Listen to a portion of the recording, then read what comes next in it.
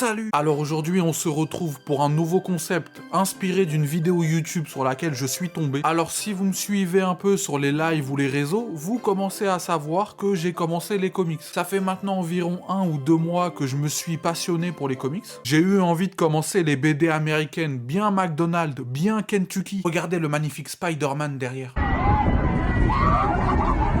Bref, donc j'ai donc commencé à me passionner pour les comics, et que fait-on aujourd'hui? À notre époque contemporaine, lorsqu'on se découvre une passion, on mate tout un tas de vidéos YouTube autour de notre passion. Bon, en vrai, tu mates 2 vidéos et après t'es mort. Ça y est, t'es foutu, l'algorithme YouTube va t'en conseiller 1000. Fallait pas accepter les cookies. Bref, tout ça pour dire qu'en ce moment, je mate plein de vidéos de YouTubeurs comics, et là, je tombe sur cette vidéo du YouTuber Comics Party. 20 questions pour un fan de comics. Je mettrai le lien de cette vidéo en fiche ou en description, je sais pas encore, mais c'est la moindre des choses, puisque c'est la vidéo qui m'a inspiré pour aujourd'hui. On crédite nous plus que la Banque de France. D'ailleurs, s'ils pouvaient accepter mon prêt pour ma berline 212 quoi. Donc je matais la vidéo de Comics Party tout à fait tranquillement en stream. Quoi? Mais putain, mais arrête! Fais une phrase sérieuse au moins une fois dans ta vie, bordel! Bref, donc je matais sa vidéo, et là...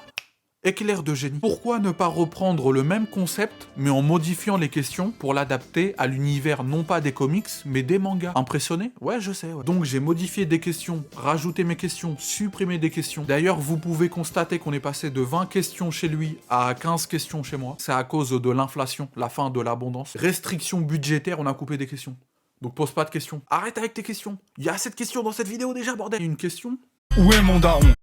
Parti chercher des clubs. Donc comme je vous l'ai dit, j'ai modifié des questions parce que par exemple il y avait une question plutôt DC ou Marvel, nous dans notre cas ça nous intéresse pas puisqu'on parle de manga, donc je l'ai modifié en plutôt Naruto ou One Piece.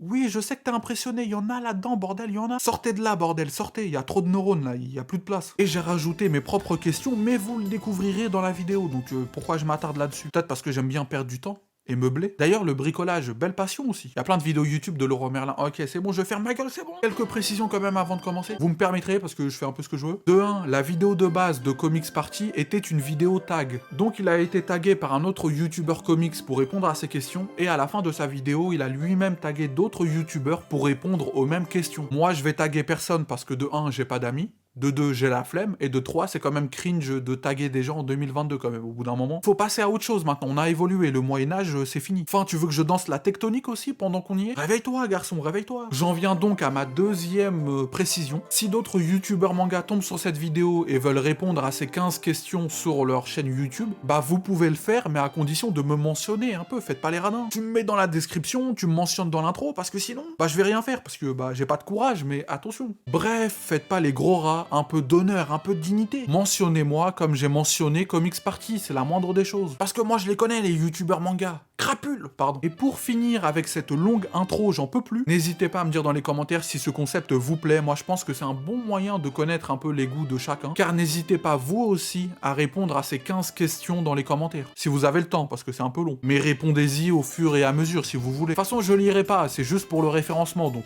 écrivez ce que vous voulez. Je rigole, c'est bon, je vais lire, je le jure, je vais lire. Quels sont tes 3 protagonistes de manga préférés? Les persos principaux quoi, t'as compris. En vrai c'est compliqué. Oui, je réponds à mes propres questions, qu'est-ce qu'il y a? Je suis intervieweur et interviewé. La faute à l'inflation, encore une fois, restriction budgétaire. Bon, en vrai, le numéro 1, y a aucun doute, c'est Bakuma Darame du manga Usogui. Comme je le dis souvent, Bakuma Darame est le personnage préféré de ton personnage de manga préféré. C'est le GOAT. Tu peux pas faire mieux comme personnage principal que Bakuma Darame. Ce n'est pas possible. Vous comprendrez le jour où Usogui sera édité. Le deuxième, je dirais Sakuragi de Slam Dunk, parce que même si par moment il est un peu casse-couille, c'est un génie, comme il le dit souvent. J'aime trop le perso, il est drôle, attachant, tout ce que tu veux, donc franchement, Sakuragi incroyable. En plus, il a du flow, donc ça rajoute un truc. Débat parallèle, finale de Ligue des Champions. Boulot plus heure sup. Pardon, je regardais mon planning, attention, attention. Et le troisième, ça fluctue, mais je dirais à l'heure actuelle où on se parle, puisque vous regardez cette vidéo à l'heure où vous la regardez, là, j'ai bien envie de dire Peko du manga Ping Pong de Matsumoto. Le perso est trop attachant, franchement, t'as envie d'être son pote, il est incroyable, j'adore son développement. FC Peko,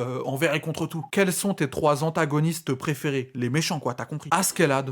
J'adore le perso et pareil, son développement et le dénouement de ce personnage est magistral. Lisez Vinland Saga d'ailleurs, c'est très important. En deuxième, je dirais que j'aime bien les antagonistes vraiment déjantés de Dorohedoro. Genre le roi N, Noa ou Noi, je sais pas comment ça se prononce, Shin, tout ça. Enfin bref, j'adore les antagonistes, les méchants dans Dorohedoro. Parce qu'en plus, ils sont pas vraiment méchants, c'est juste, voilà, ils sont un peu tous dans leur monde, dans leur délire. Il y a pas vraiment de notion de bien et de mal. Enfin si, mais ils ont beau faire des actes méchants, tu leur en veux pas parce qu'ils ont tous un grain. Ils sont tous bizarres en fait. Et en troisième, pour choisir un méchant vraiment méchant, juste quelqu'un qui veut détruire le monde, devenir le roi et tuer des gens, parce que c'est bien aussi de temps en temps. Enfin, comme méchant, je veux dire, attention, pas dans la vie, enfin, vous avez compris. Comme vrai grand méchant, j'aime beaucoup le démon renard blanc à 9 queues. Ouais, bon, je sais pas trop comment il s'appelle. Bref, j'adore le démon renard à 9 queues dans Ushio Totora, je trouve qu'il fait vraiment ultra peur. Il y a peu de méchants qui m'ont fait autant flipper. Tes masses regardent vicieux. J'ai envie de t'envoyer un bourre-pif, j'ai envie de t'enlever toutes les... Plutôt Team Naruto ou Team One Piece? Naruto, sans hésiter à 1000%.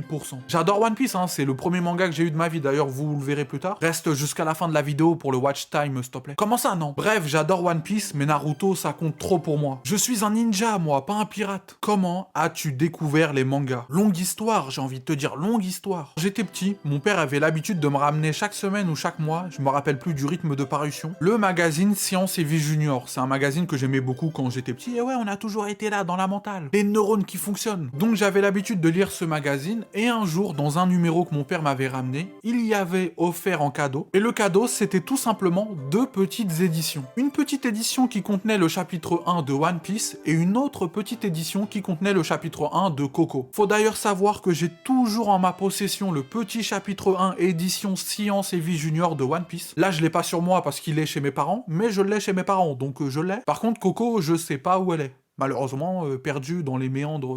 Et pour avoir regardé récemment, quand je suis retourné chez mes parents, au dos de cette édition One Piece Science et Vie Junior, il est écrit 2007. On peut donc dire que j'ai commencé les mangas en 2007. J'avais 8-9 ans. Et ouais, j'ai commencé tôt, ouais. Je n'appartiens donc pas à cette génération Netflix, let's go. Je rigole, bien sûr, je n'ai rien contre la génération Netflix, c'est très bien que vous découvrez des mangas, en plus ça me rapporte des vues, parce que si vous découvrez les mangas et après vous allez voir ma chaîne. En plus, ça veut rien dire, parce que même si j'ai commencé tôt, bah durant toute ma période fin collège et tout le lycée, bah j'ai arrêté les mangas. Donc pendant environ 4 ans, j'avais complètement arrêté les mangas, c'était une passion qui m'était passée, je m'étais dépassionné. C'est qu'une fois de retour à la fac que j'ai repris les mangas. Bref, donc j'ai découvert les mangas avec ce premier chapitre de One Piece, et j'avais adoré. Je veux dire, le Shanks, le moment où il perd son bras, tout ça, enfin bref, c'était grandiose. D'ailleurs, les débuts de One Piece, je trouve que c'est la meilleure partie de One Piece. Voilà, ça c'est histoire de le placer. Donc j'ai kiffé ce premier chapitre de One Piece, et j'ai donc demandé à mon père s'il pouvait m'acheter la suite. Il m'a dit non, du coup, bah j'ai volé durant toute mon enfance. Je rigole, c'est bon, je rigole, c'est bon. Je me suis donc procuré la suite au Virgin Megastore des Champs-Élysées. D'ailleurs, pour ceux qui se rappellent de cette boutique, c'était la meilleure boutique au monde. C'était mon terre-terre. C'est simple. Tu me cherchais dans Paris, mais je répondais pas au téléphone. Rends-toi au Virgin Megastore des Champs-Élysées, t'étais sûr de me trouver là-bas. Au rayon manga, au rayon jeux vidéo, au rayon dessin, en 2 mots.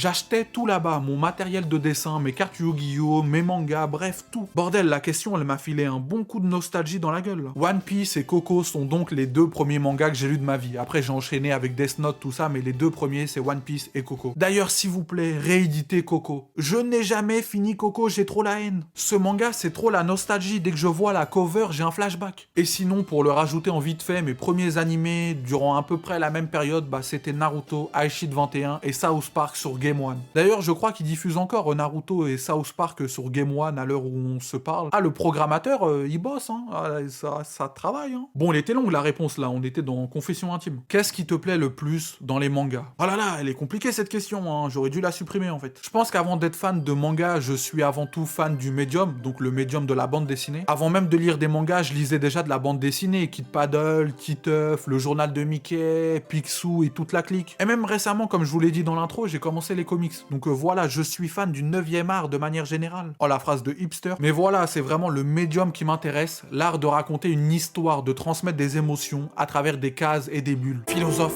ça fait réfléchir, ça dit beaucoup sur la société. C'est d'ailleurs pour ça que je dessine moi-même mon propre manga. Parce que oui, si vous n'êtes pas au courant, j'ai sorti 2 chapitres de mon manga Uranos. Je vous mets d'ailleurs l'affiche de ma vidéo qui présente mon manga, n'hésitez pas à aller la voir pour en apprendre plus sur ma création en termes de bande dessinée, tout simplement. Vous aurez les liens des chapitres dans la vidéo en question.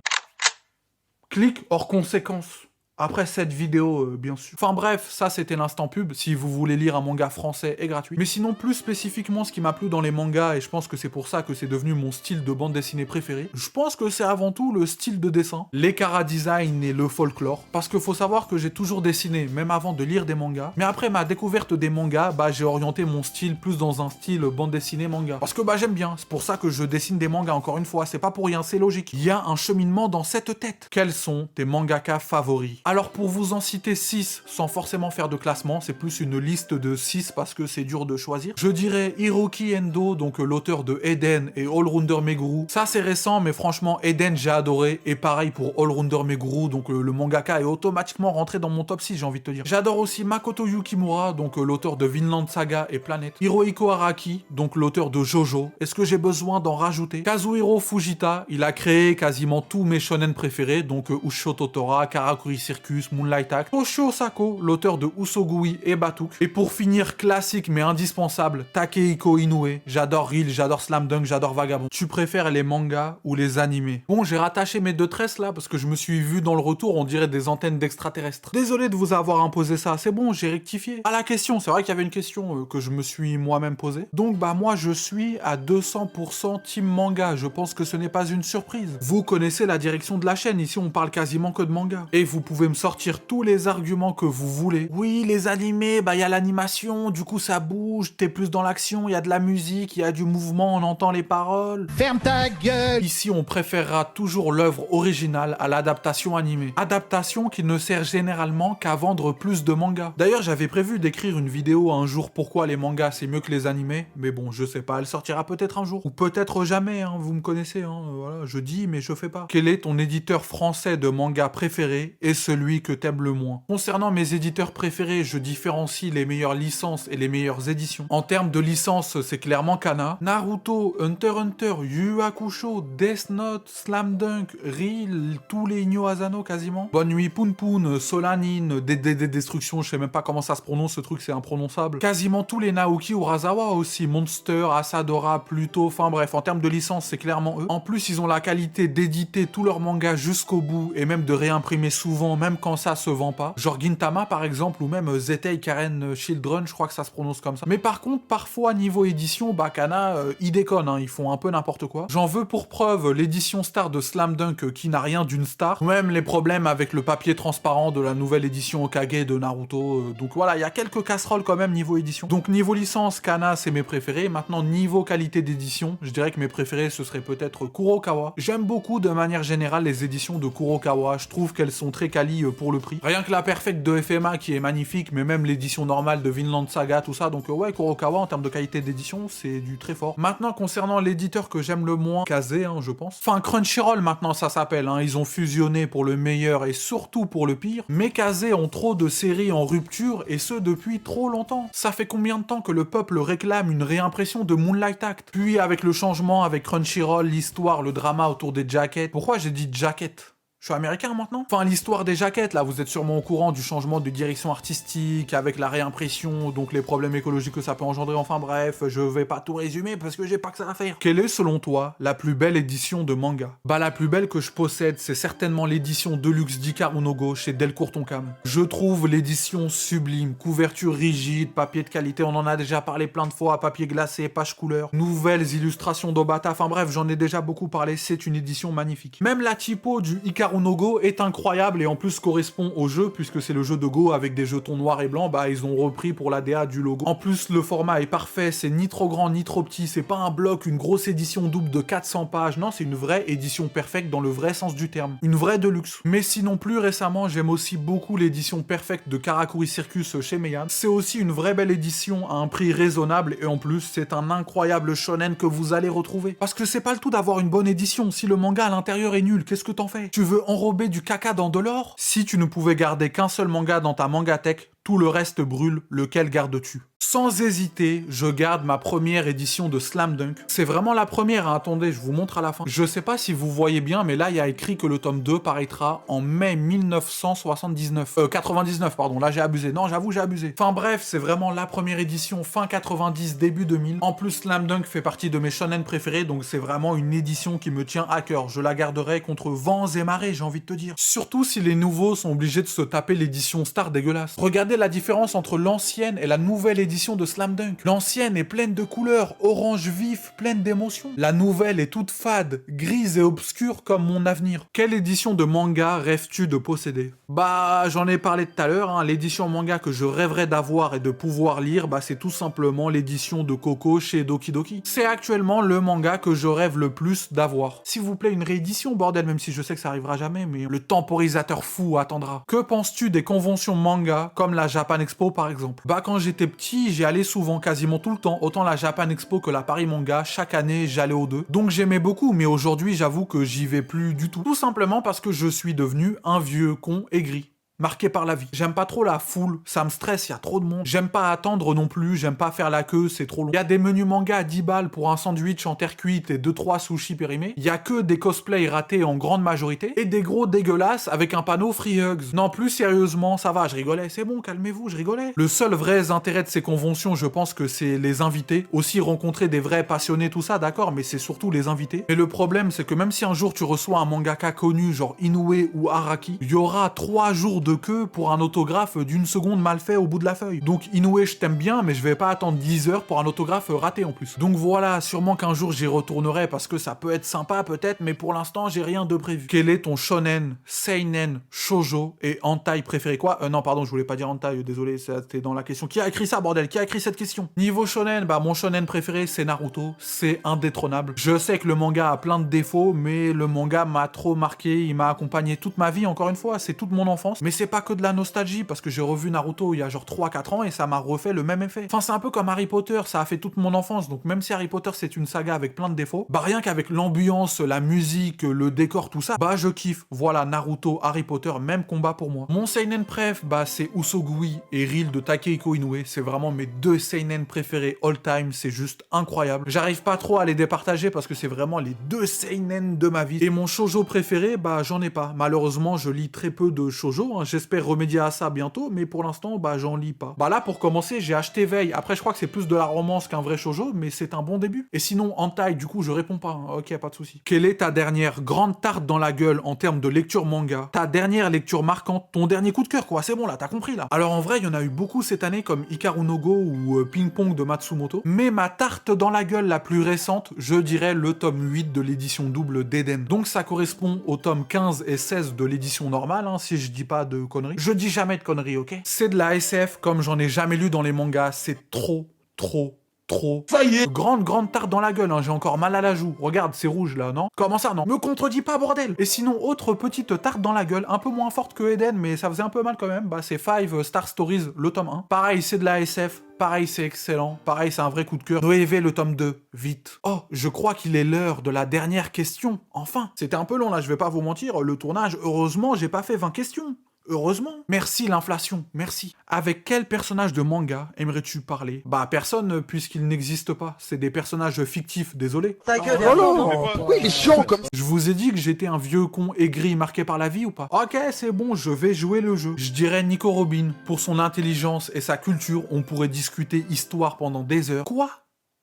Pourquoi tu me regardes comme ça? Ouf, on en a enfin fini avec ces 15 questions. C'était long, hein. Plus long que prévu. Comment j'ai la dalle? Du coup, je vais abréger l'intro parce que là, faut que j'aille faire quelque chose. Enfin, faut que j'aille manger, quoi. Faut que j'y aille, bref. Merci d'avoir regardé la vidéo jusqu'au bout. Si elle t'a plu, n'hésite pas à t'abonner, commenter, liker, partager. Mais tu connais la chanson. N'hésite pas encore une fois à répondre à ces 15 questions dans les commentaires. N'hésite pas non plus à me follow sur Instagram, Twitch, Twitter, mais aussi à rejoindre le Discord. Rejoins ce Discord rempli de whips d'élite. Une communauté bienveillante et passionnée, des salons de fous et incroyables où tu pourras partager tes mangas, ta mangatech, tes recommandations et toutes tes pensées les plus cool et Dark Sasuke. Un Discord incroyable qui possède un staff réactif et plein d'emotes incroyables faites par mes soins. Ouais, ajoutez-moi par pitié. Tous les liens sont dans la description. Bonne journée, bonne soirée, bonne vie. Adios.